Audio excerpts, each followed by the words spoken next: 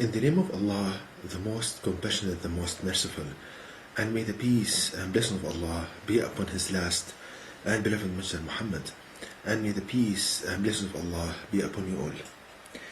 The title of this presentation is Designing and Manufacturing the Optimal Shield from the Quran. Now, what do I mean by a shield? A shield is a structure that stops the penetration of a force through it. For example, you say a mechanical shield, which is a structure like a barrier, like a wall, which stops the transmission of mechanical forces through it. When you say, for example, electromagnetic shield, meaning a structure or a barrier or a wall that stops the transmission or penetration of electromagnetic radiation through it. So I will show in this presentation, Allah God willing, how from the Quran, from the last revelation to people, we can know the best design and how to manufacture the best shield, both mechanically and electromagnetic, meaning that it can stop the penetration of mechanical forces as well as electromagnetic forces. So, let's start. Now, if you go to the Quran, in the Noble Quran, Allah Almighty tells us the following. If we ponder upon verse number 94 of chapter 18 of the Quran, here, where Allah Almighty states the following, this is translation.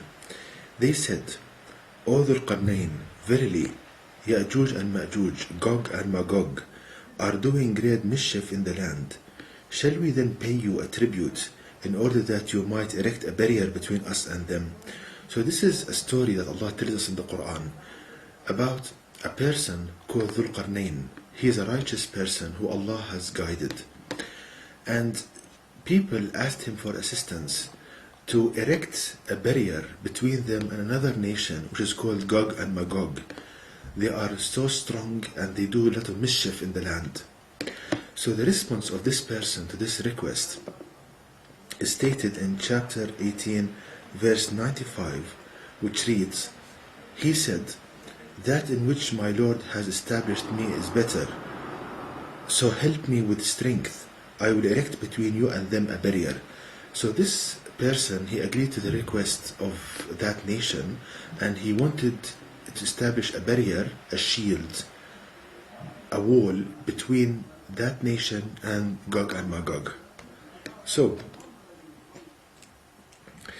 now, in the next verse, which is verse number 96 of chapter 18, Allah tells us how He guided that person to build that wall. Because as I said, this person, Dhul Qarnayn, he's guided by Allah God Almighty. So Allah, God, instructed him on how to build that shield. So the logic is that if we replicate that manufacturing procedure nowadays, we will get the optimal shielding, because the instructions for building that shield did not come from a human being. It came from Allah God Almighty guiding that person on how to build that shield. So we will try to replicate and to imitate the procedure done to build that shield, and you will see that we will get the optimal shielding, meaning a shield with maximum strength and stiffness that can stop very large forces from going through it. Now, let's see how Allah Almighty guides us to do this. Now, here is the verse. Give me rods of iron. Then when he had filled up the gap between the two mountain cliffs, he said, Blow. Till when he had made it fire, he said, Bring me molten copper to pour over it. So let's take it step by step. The first thing we learn from this verse, brothers and sisters, is the materials we need to construct this wall, this barrier. So the first thing, for example, if you want to build a wall, you need the construction material. So in this verse, Allah God Almighty mentions two materials, iron and copper. So we learn from this that we learn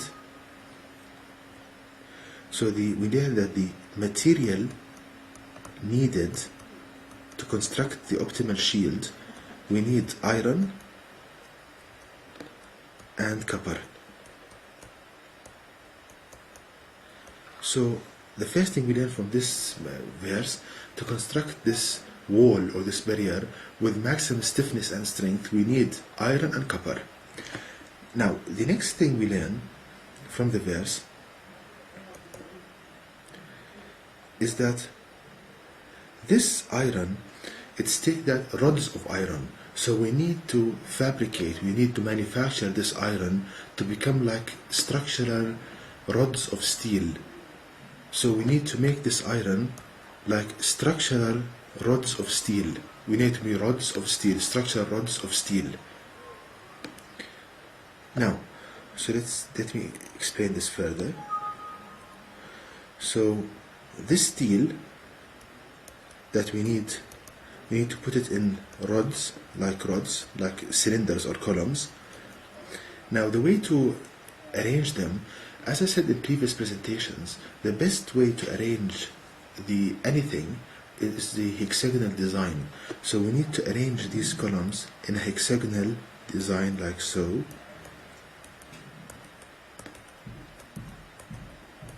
So we need to arrange them like so, these rods of steel, like so, in a hexagonal design. Now to make it even clearer, I used a computer program called ANSYS, which is a finite element package, meaning that this program can model what you want to do. You can build the wall or this barrier in the computer, and you can apply forces to it and see how it will react to these forces. So it's not only shape but function. So here are the rods of steel that we learned from the Quranic verse, and as you can see, they are arranged in a hexagonal design, hexagonal arrangement. So this is the first step in building this very strong wall. So we have rods of steel arranged in a hexagonal design. Let's continue in the verse. So then it's stated in the verse, then when he had filled up the gap between the two mountains, cliffs, meaning that after we have these rods of steel, we use them to fill the gap where we need to put this barrier. For example, if we need to put the barrier in this location right here, we fill up the steel rods between the two gaps. For example, if you have one end here, one end here, we fill up the steel rods between them. He said, blow till when he had made it fire. Then is the heating, we heat up these steel rods to become fire, meaning they reach a certain temperature, they glow like fire. So first we have the steel, we make it steel rods, arrange it hexagonal design, fill up the space that you need to erect the barrier, then we heat up these steel rods until they reach the temperature of glowing red. The last stage in building the barrier, he said, bring me molten copper.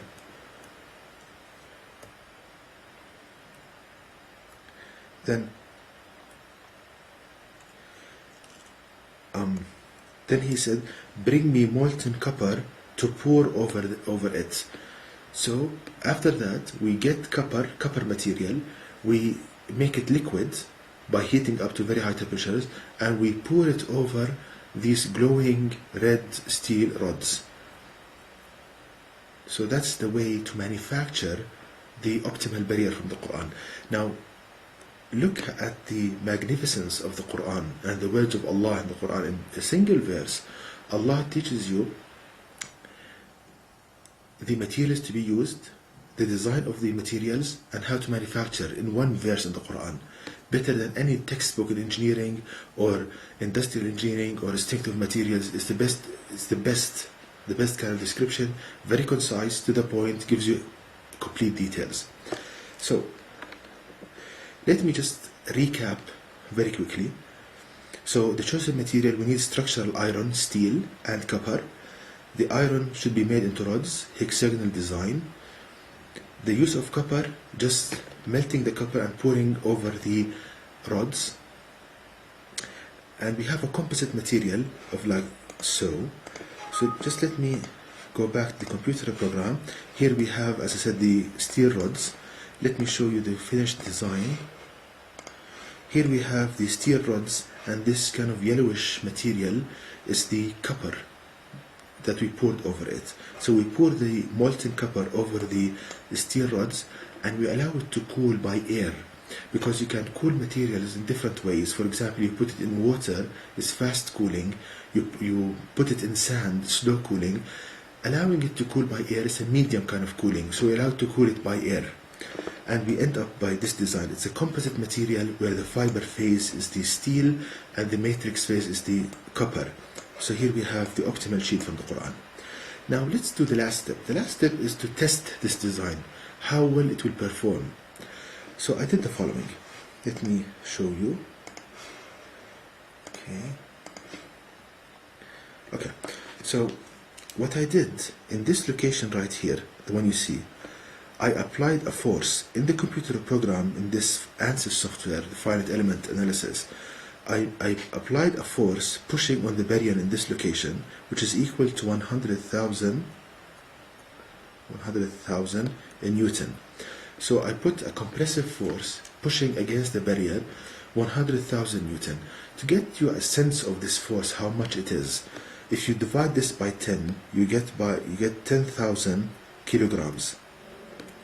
And to get you even more sense for the force, a typical car, a medium-sized car, it's about 3,000 kilograms, 3 tons. That's a typical car. So basically, as if we have a wall and I put the weight of 3 cars on top of this wall. So I think now we get the sense of how much the force is. We have a wall and we put a force which is equal to about the weight of 3 cars. So it's a big force. Now the computer can tell me how much this wall deflects, meaning how much it moves, how much the internal movement of the wall, internal displacements. Because if you have a wall, you put force, it will deflect. Now the computer gave me the following. Here is the results. So we applied the force here again, equal to 100,000 Newton. It's a big force. And the maximum displacement in the wall was 0.5 micrometer. Now this displacement, this movement in the wall, it's very, very small. It is 0.5 of a micrometer. Now you know the meter and you know the millimeter. The micrometer is 1/1000 of a millimeter. It is something you cannot see with your bare eye.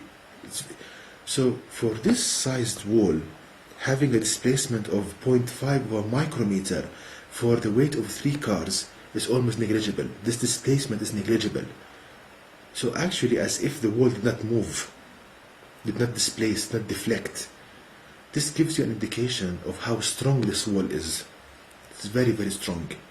And this explains, if we go back to the Quranic verse, it explains something that when this barrier that was made from steel and copper in this manufacturing procedure, it stopped Gog and Magog, it stopped a nation, a whole nation, with all of their weapons from going through this barrier. So it should be very strong. And as the computer gave us, the weight of 3 cars cannot start even deflecting this wall even a bit. So it's very, very strong.